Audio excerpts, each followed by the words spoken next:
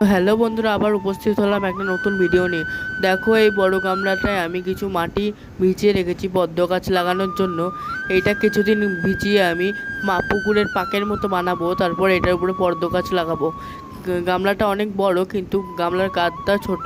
আর এই পদ্ম গাছটা লাগানো আমার 2 সপ্তাহ হলো, তাতেই কিন্তু এটা অনেক বড় হয়ে উঠেছে। আর ডেলি কিন্তু এটায় 5 থেকে 6টা পাতা বেরিয়েই থাকে। এটাই জল একটু কমে গেছে, আজকে বিকালবেলায় আমি অ্যাড করে দেবো, সেটা কোনো প্রবলেম না। এটাই ফুল আনতে গেলে আমি কী সার দিতে পারি, এটা আমাকে একটু কমেন্ট করে বলো। আর এই এরিয়াল লিভের পাতাটা কতটা বড় হয়েছে তোমরা নিশ্চয়ই দেখতেই পাচ্ছ। আর এই পাতা দুটো কিন্তু কালকে বেরিয়েছে, আজকে এত বড় বড় হয়ে গেছে। আর এইখান থেকে একটা পাতা বেরাচ্ছে নতুন। এই গামলাটা কিন্তু অনেক ছোট গামলা, এটাই কিন্তু অনেক সুন্দর গাছটা হয়ে গেছে। আর এই রঙ্গন ফুলগুলো কিন্তু অনেক দিন ধরেই ফুটে আছে। আর আজকে দেখো এই গোলাপ ফুলটা ফুটেছে, এটা কিন্তু দুপুর হতে হতেই ঝরে যাবে, কারণ যা রোদের তেজ। আর অনেক দিন পরে এই গাছটাতেও কিন্তু 3-4টে ফুল ফুটেছে।